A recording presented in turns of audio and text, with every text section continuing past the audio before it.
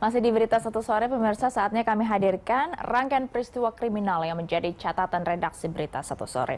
Dan informasi ini sekaligus menjadi penutup jumpa kita di berita satu sore edisi kali ini. Saya Samari Ginting pamit undur diri. Jangan lupa untuk ikuti seluruh media sosial BTV.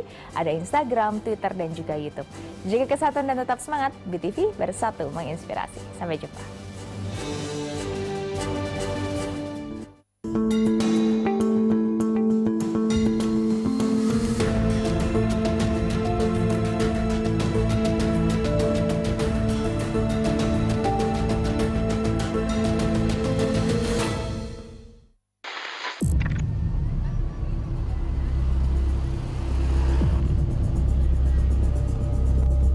Sebuah hotel melati di Jalan Andi Tondro, Kecamatan Tambalate, Kota Makassar menjadi saksi bisu tewasnya pemuda berusia 26 tahun usai ditikam setelah dikeroyok sekelompok orang.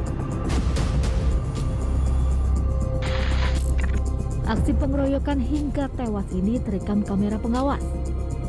Dalam video rekaman ini, seorang pemuda sempat terlibat cekcok dengan sejumlah orang, termasuk dengan seorang pemuda yang memegang pisau. Cekcok ini diketahui petugas keamanan hotel, namun dirinya tidak bisa berbuat apa-apa lantaran nyaris menjadi korban senjata tajam nyasar. Usut punya usut, ternyata cekcok berujung maut ini melibatkan seorang wanita. Keributan ini pun mencuri perhatian tamu hotel lain dan sempat melihat pelaku membawa senjata tajam.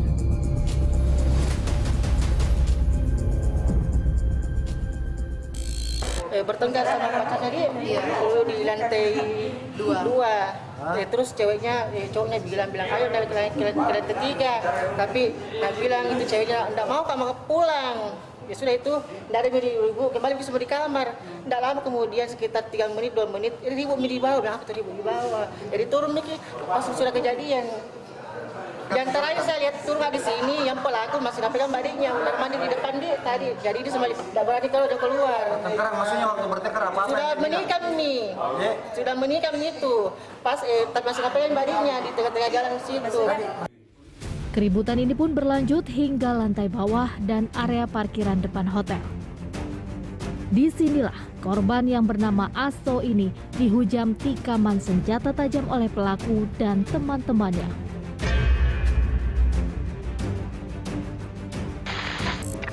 Usai berhasil menikam korban, mereka pun kabur. Warga kemudian datang untuk menolong korban. Namun sayang, nyawa korban tidak selamat. Ada kejadian memang pengeroyokan dan mengakibatkan korban luka, dan tadi setelah ditolong bawa ke rumah sakit dan informasinya meninggal dunia. Dan sekarang kita sedang melakukan pengejaran untuk pelakunya. Ya kita belum tahu, nanti kita kembangkan lebih lanjut. Kita lihat nanti, tentunya setelah kita bisa tangkap baru kita ketahui motif maupun berapa orang yang melakukan. Berbekal rekaman kamera pengawas hotel, polisi pun berhasil mengidentifikasi pelaku. Polisi juga menemukan barang bukti, yakni sebilah badik di lantai hotel saat dilakukan olah TKP.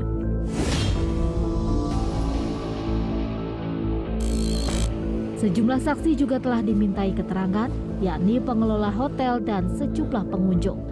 Menurut keterangan warga, terungkap jika korban merupakan warga sekitar yang rumahnya berada di sebuah lorong dengan jarak 100 meter dari hotel tersebut. Jenazahnya kemudian dibawa ke Rumah Sakit Bayangkara untuk kepentingan penyelidikan. Tak lama berselang, polisi kemudian berhasil menangkap pelaku pengeroyokan hingga tewas ini.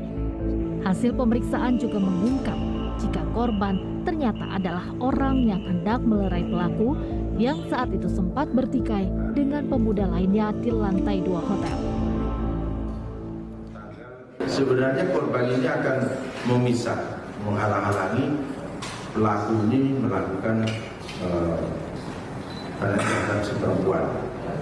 Akan tetapi justru pelaku ini langsung melakukan pengeroyokan sehingga mengakibatkan korban luka-luka. Kita sudah mendapatkan ada 3 orang pelaku yang telah kita amankan, dan atas inisial MF kemudian RN, dan juga MY.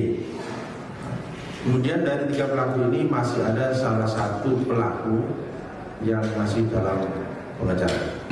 Motifnya sebenarnya dari kesalahpahaman, karena antara korban dengan pelaku ini tidak saling mengenal. Polisi juga mendalami adanya dugaan permintaan jatah jasa atau jatah preman lantaran hotel itu disinyalir merupakan tempat prostitusi online. Atas perbuatannya, ketiga pelaku dijerat pasal 170 tentang pengeroyokan dengan ancaman hukuman 7 tahun penjara.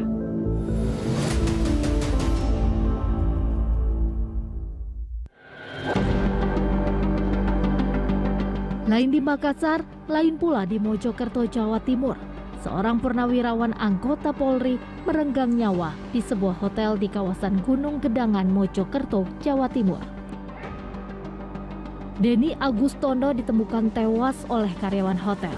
Denny diketahui menginap di hotel itu selama 2 hari sebelum ditemukan tewas. Karyawan hotel hendak mengecek kamar nomor C4, tempat korban menginap. Sebab waktu menginap korban sudah habis dan belum ada permintaan untuk diperpanjang. Namun betapa kagetnya ia saat menemukan korban sudah terbujur kaku dengan posisi terlentang di atas tempat tidur. Atas temuan ini pihak hotel langsung melapor kepada kepolisian. Polisi kemudian mengevakuasi jasad pensiunan Polri ini serta melakukan olah TKP. Polisi pun menemukan sejumlah barang korban, termasuk obat-obatan berupa pil. Obat pil, semacam pil, tapi pilnya belum diketahui pil apa. Dan sebelumnya beliau itu sama Sudah 2 hari di sini sendirian. Kalau datang pasti naik bis. Polisi pun membenarkan korban merupakan mantan anggota Polri dengan pangkat terakhir Aibtu. Korban diberhentikan dari Korps Tribrata lantaran mengidap gangguan jiwa. Agak gangguan jiwa. Untuk anggota Polri, tapi sudah di pemberhentian dengan hormat. Polisi memastikan tidak ada tanda-tanda kekerasan maupun bekas luka senjata tajam di tubuh korban. Jenazah korban lantas dibawa ke RSUD Dr. Wahidin Sudirohusodo Kota Mojokerto untuk kepentingan autopsi.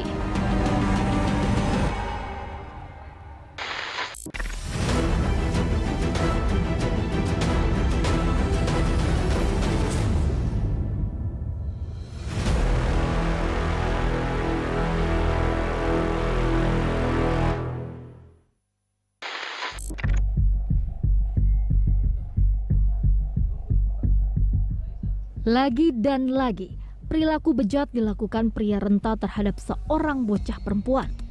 Mirisnya, aksi bejat karena tak kuat menahan hasrat ini dilakukan 3 kakek kepada bocah 10 tahun di Maros, Sulawesi Selatan. Aksi bejat ketiganya terungkap usai keluarga korban curiga dengan kondisi tubuh korban. Inisial A pada saat ada kegiatan acara pengantin, si A ini mengeluh sakit pada bagian vital yang dimana anak ini sementara jalan keluarganya melihat kok jalannya agak lain daripada biasanya. Hasil pemeriksaan polisi kepada 3 kakek bejat yakni R 67 tahun, K 56 tahun, dan H 74 tahun ini mengungkap sebuah fakta mengejutkan. Ternyata mereka secara bergantian merayu korban untuk memuaskan nafsu bejatnya. Ketiganya mengiming-imingi korban dengan uang jajan sebelum melakukan pencabulan.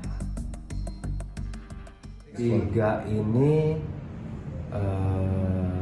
melakukan pencabulan itu tidak secara bersamaan. Ada selang waktu.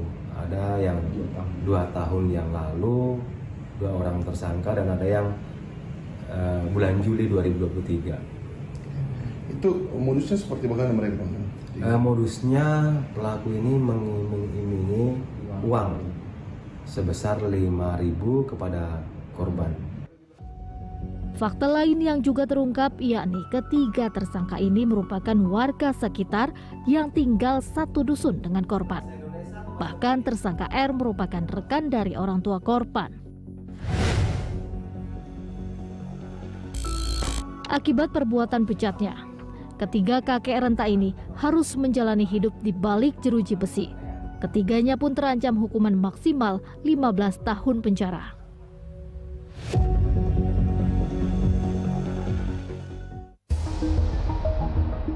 Laku bejat oleh pria renta karena tak kuat menahan hasrat juga terjadi di Wonosobo, Jawa Tengah. AR, pria renta berusia 69 tahun, tega mencabuli anak tetangganya. Aksi bejatnya ini bahkan telah dilakukan saat korban masih duduk di bangku sekolah dasar. Korban yang kini berusia 13 tahun dipaksa melayani nafsu terlarang kakek renta ini sejak 4 tahun lalu. Perbuatan bejat kakek renta ini terungkap saat orang tua korban curiga dengan tanda-tanda tak wajar di leher korban. Setelah diselidiki, akhirnya korban mengaku dicabuli AR. Aksi bejat AR dilakukan saat korban tengah sendiri di rumah.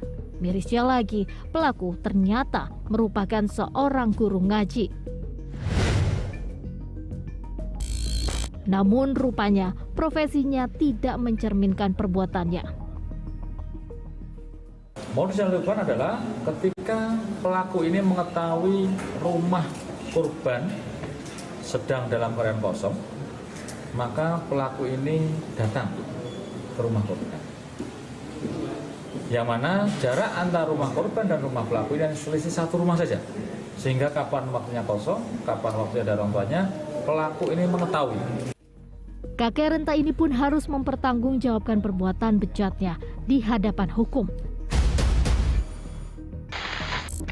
Ia dijerat pasal tentang perlindungan anak dengan ancaman hukuman maksimal 15 tahun penjara.